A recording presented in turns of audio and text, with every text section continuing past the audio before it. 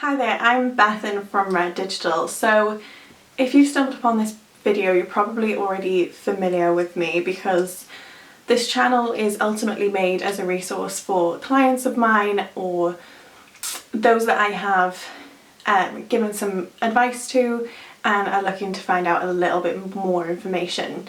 But if you're not, then hello. Like I said, I'm Bethan and I run a digital and social marketing agency called Red Digital and Events.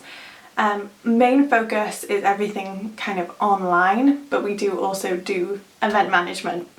So our mission statement really is to help small businesses to grow their online presence. We found that living in a small town like I do, there's quite a few businesses who don't realise the power that the internet can give them and the kind of new audience of clientele they can unlock with that. So as you can tell by the title, today I'm going to be covering a bit of the social media 101. I'm going to do whatever I can to kind of bring down the first initial steps I would tell somebody to take to grow an online following. But it's really important to remember that this isn't going to happen overnight. And that's the case whether you're starting from zero and you need to build up to the thousands, or you're already in the thousands and you need to build further.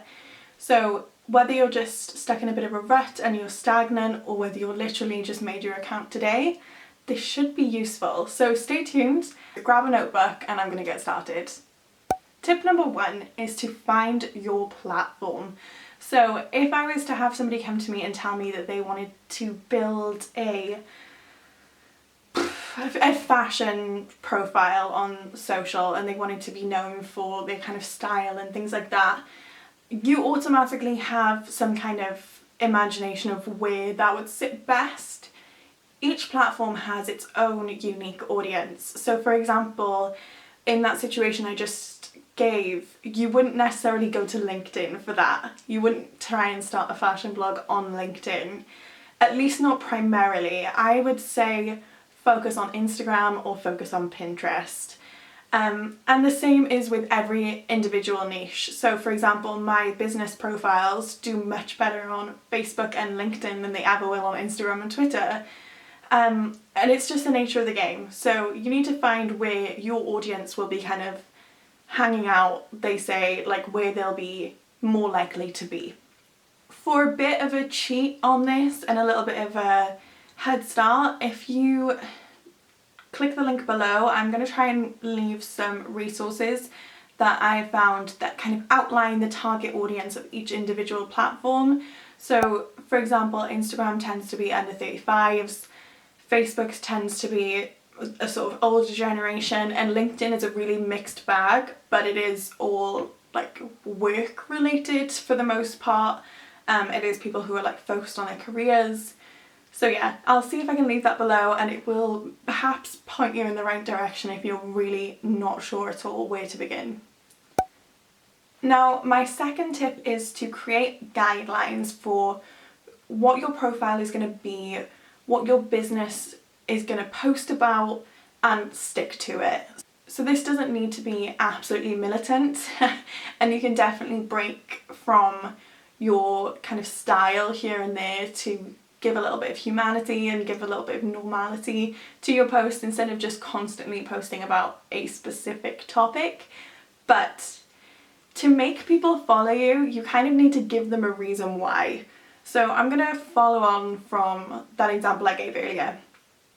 If you were a kind of a fashion influencer and you are online and you're posting outfits and people can kind of see, okay, her stick is showing these great outfits and how to recreate them on a budget, or where you can find the best deals, or whatever it is, you then wouldn't necessarily want that to be clouded, that message. So if your fashion influencer that we're talking about started posting business advice or started making videos about how to grow your Instagram following, if you're already a fan of them, then you might be interested in that. But if you have just stumbled upon their profile, it can be a little bit confusing and you can kind of go from being interested to being like, oh, well, this wasn't what I thought it was. I thought she was going to be a fashion influencer, so why are her 3 most recent posts business advice? I don't understand.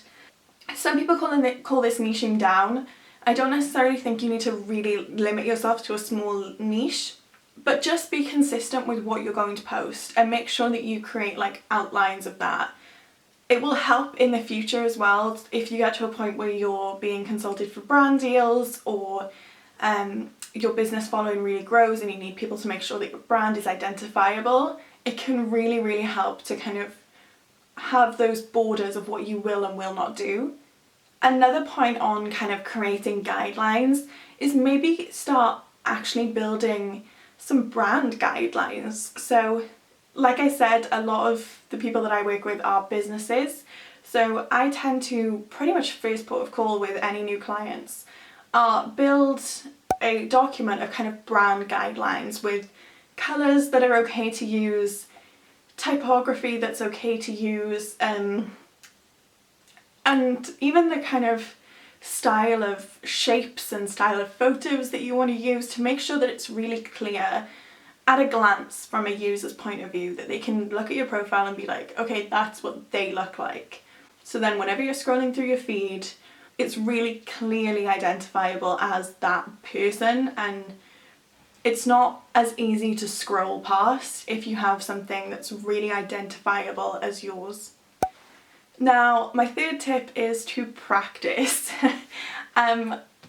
You're probably going to look back in 2 years' time and be cringing at what you were posting today, and that's fine. I'm sure I'll do the same with this video. It's just one of those things.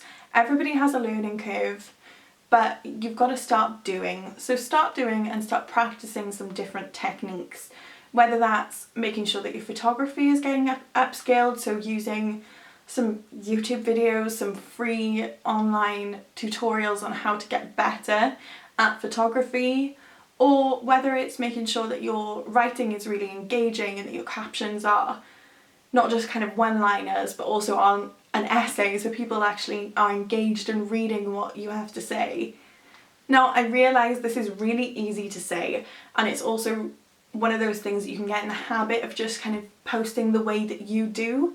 But if you really want to build a following, then it's not going to be so simple as just going on all of autopilot and posting the way you usually would. There will be some work involved, and some of that involves kind of upskilling yourself. And for a slight plug here, if you are really struggling with this and you don't know where to begin, please get in touch. I'll drop my email, like I'll put it somewhere on the screen here, because at Red we do offer some training, and have a chat with me and let me know if you need any help, and I'll see if there's anything that we can supply that we've already got on file. Or if you'd rather, drop a comment below and I'll see if we can come up with a video on kind of some 101s for other topics like writing or like photography or even video making. Tip 4 is the one that you've 100% heard before, and the one that you probably ignore the most, and that is to be consistent. Make sure that you post regularly. It's really important for the kind of algorithm side of things to make sure that you are seen to be on the platform and available regularly. So you can't do one post every 2 weeks and think that you're going to get any kind of growth. Different platforms have different times that you kind of need to start updating again. Like for Twitter, for example, you could post 5-6 times a day. So it's worth looking into what the best option is for the platform that you choose. But my general guideline is 3 times a week. You should be posting at least 3 times a week.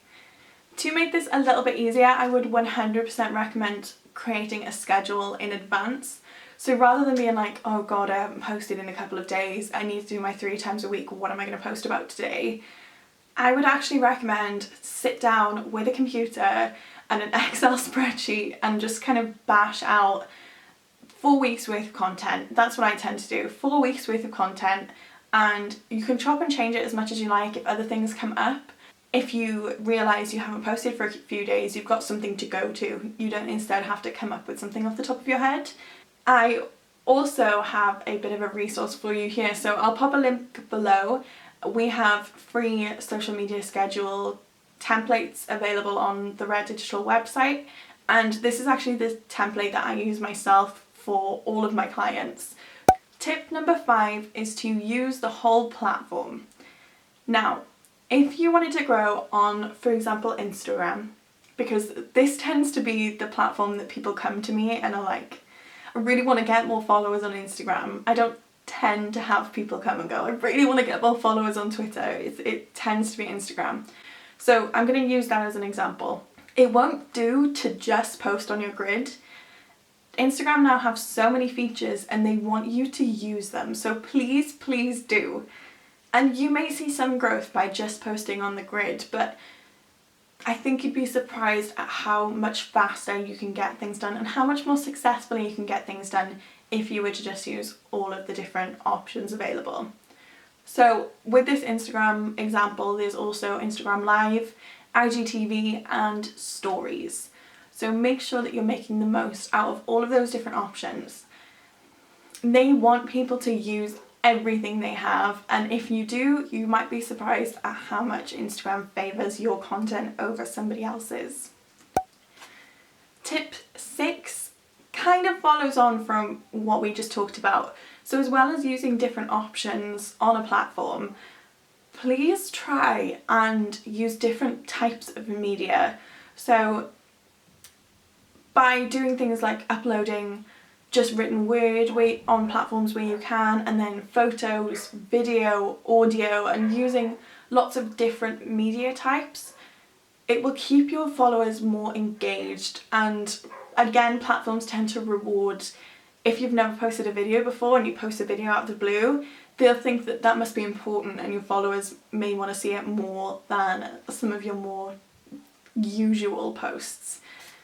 This isn't the golden rule, this won't 100% work super quickly, but it seems to be a trend that if you use a new media type that you've never used before, you'll see that there's quite a lot of engagement on it and that it seems to reach a little bit further. Also, on that note, so I'm obviously filming this and it's going up on YouTube, but I will also kind of condense it down and post it on Facebook natively. So try not to just post the link to another platform like YouTube on Facebook. They would much rather you just upload it direct, because posting natively does a lot better than just popping a link in. Tip number 7 is to be human and to humanize your content. Quite a few of my clients are like me, where I'm at a desk on a laptop for the majority of my day, which I don't think is that interesting, and it can be quite difficult to come up with images and content to use other than me just sat at my desk. You can't just keep posting that same thing. But rather than using stock imagery of things, like for example a phone, it would do a lot better that if, for example, you were to show someone's hand holding a phone rather than just a device, or if you were to have a product that you want to sell, have somebody using it, wearing it or holding it. If you've heard the phrase people buy from people, people also follow people. So it's a really big cliche, but it's definitely true here. Being some kind of faceless, nameless brand doesn't really do the best online. And if you were to think of the people that you follow on your social media, I think you'd be surprised at how few are just brands with no element of human interaction or to show you who's behind the brand almost. So this is applicable even if you're a business. You can 100% make the team posts. You could have your CEO or director kind of speaking to your social media following to make sure that the brand is represented by the people in it. And for the most important tip, which I've saved for last, is to engage and be present.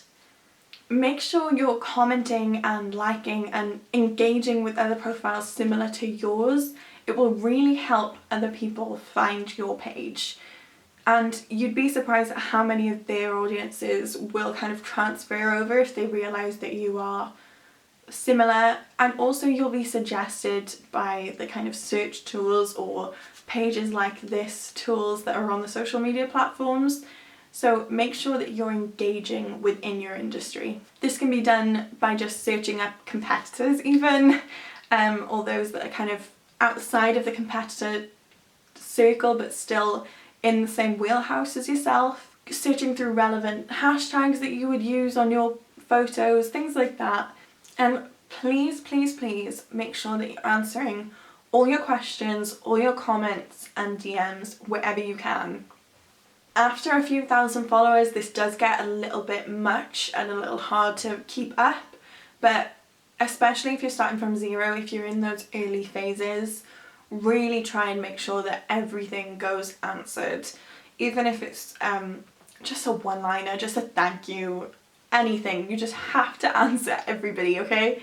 And of course, I don't mean to just be locked in on your phone 24/7, but block out time in your diary for 30 minutes a day, even if it's on your lunch break, to just kind of go through and check in on what's happened over the previous 24 hours.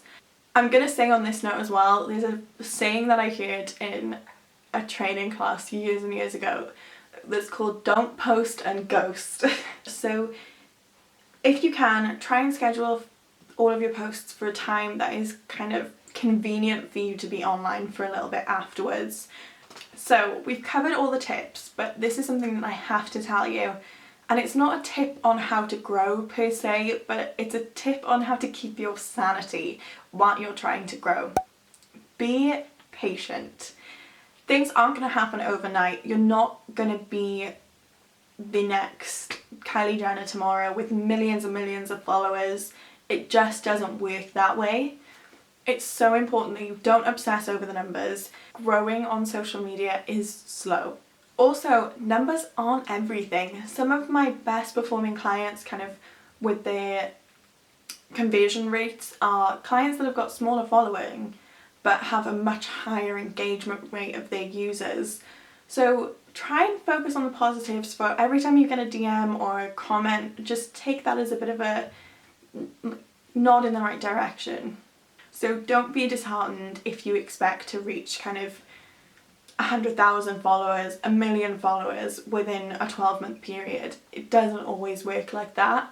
So I hope this has been helpful. If you do need any more advice, please feel free, drop a comment below, or if it's something that's a bit private, if you're a business watching and you don't want to share any details publicly, my email's on the screen. I know it's info, but it will be picked up by me personally. I'm going to be making sure to answer all of these queries myself. Thank you for watching. Don't forget to thumbs up if it's been useful at all. And if you're interested in other content like this, please subscribe. I'm going to be coming out with some more videos on how to grow, not just on social, but how to grow your online presence in a whole overview. So I've got something like 20 videos planned out in the pipeline with notes ready to go of what needs to be covered. Thanks very much, and I'll see you soon.